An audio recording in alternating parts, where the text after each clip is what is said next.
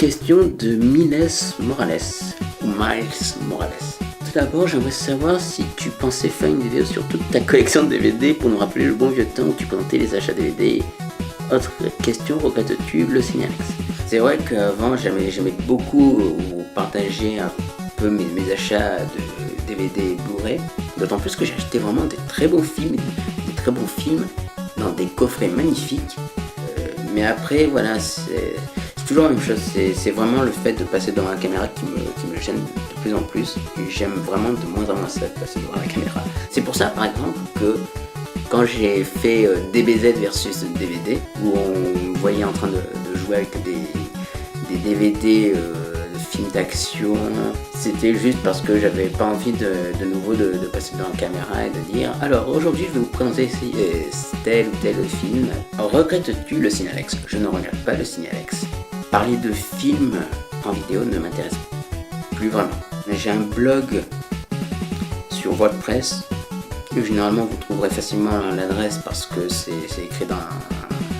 toujours écrit dans la description, que j'ai appelé Alexis et Cinéalex. Cinéalex donc c'est celui qui écrit des critiques de films, et tandis que Alexis c'est celui qui fait des vidéos. Et après il y a tellement d'autres youtubeurs qui parlent de films, donc je les laisse faire. En tout cas, merci Miles Morales pour tes questions. Hello Maître Yoda. Quels sont tes films préférés, tous films confondus? Je peux pas répondre à cette question. C'est trop compliqué. C'est vraiment trop compliqué. C'est trop compliqué parce qu'il y en a beaucoup.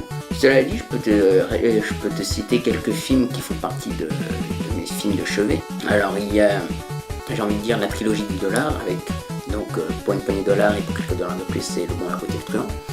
Et dans ces trois-là, j'ai envie de dire que mon préféré c'est Et pour quelques dollars de plus parce que c'est le tout premier film que j'ai vu des trois. Et je pense aussi que c'est le premier film que j'ai vu de toute ma vie. Après évidemment il y a la première trilogie Star Wars, c'est-à-dire les épisodes 4, 5, 6 que j'aime énormément. Il y a Robocop de Paul Verhoeven que j'aime énormément, que j'ai dû découvrir à l'âge de 11-12 ans. Et il y a Piège de cristal de John McTiernan que j'ai adoré, que j'ai dû voir à l'âge de 10 ans. Il y a aussi Jurassic Park de Steven Spielberg que j'aime beaucoup. J'aime beaucoup la trilogie des Jurassic Park, mais le premier Jurassic Park c'est juste un chef-d'œuvre pour ma part. Starship Troopers de Paul Verhoeven. Il y a Les Tranchées Noires de Monsieur Jack que j'aime énormément. Batman de Tim Burton. The Dark Knight de Christopher Nolan. Dans les plus récents, dans les traumatismes, je citerai évidemment Mad Max Fury Road.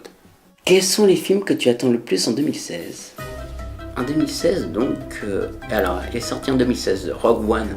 Ça, il était évident que je voulais absolument le voir et je l'ai vu et je n'ai pas été déçu. Il y avait Brooklyn que je voulais voir, je l'ai vu et je n'ai pas été déçu, j'ai beaucoup aimé le film. Il y a eu Suicide Squad, par contre celui-là m'a énormément déçu. Deadpool, j'ai beaucoup aimé. Creed, j'ai adoré.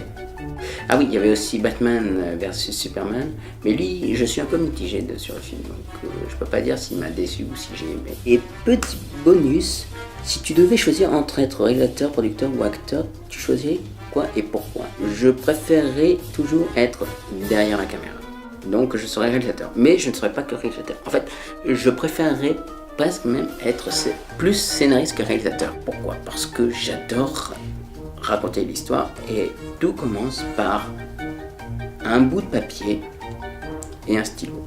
Réalisateur, évidemment, j'aimerais beaucoup faire ça, mais il faut aussi savoir gérer une équipe. Et ça, pour l'instant, je ne suis pas capable de faire ça.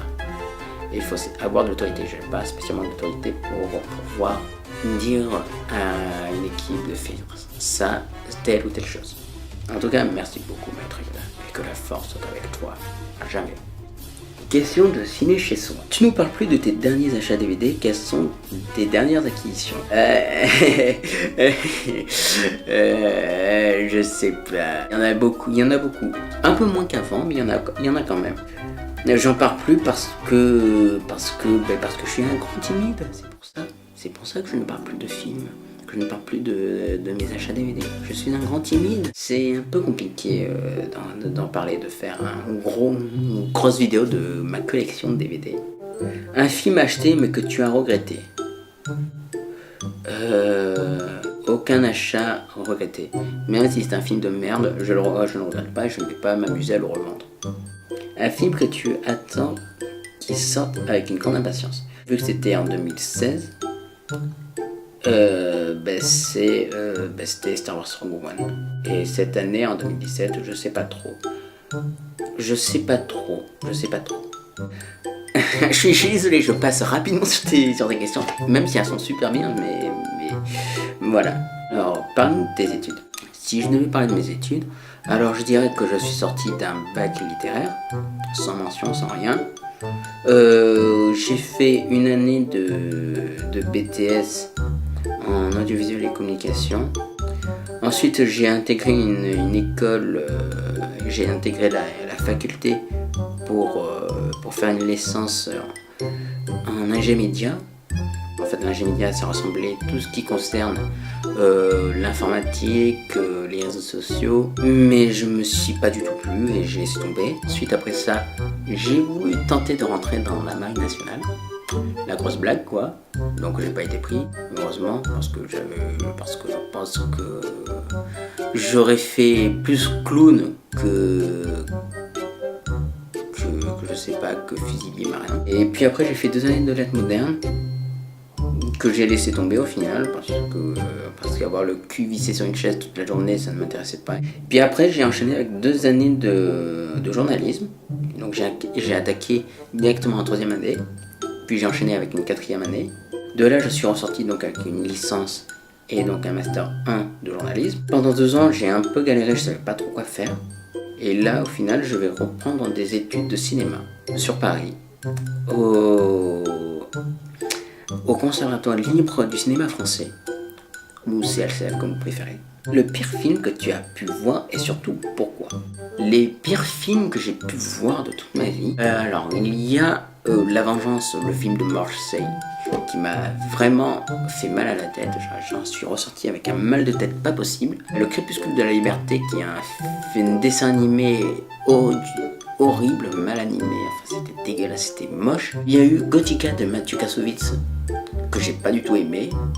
Il y a Die Hard, l'épisode 5, Belle journée pour mourir, ça c'était une bouse horrible. Après voilà, je pense que c'est tout. Ce sont les seuls films qui me viennent en tête parmi les pires films que j'ai pu voir. En tout cas, merci pour tes questions, ciné chez soi.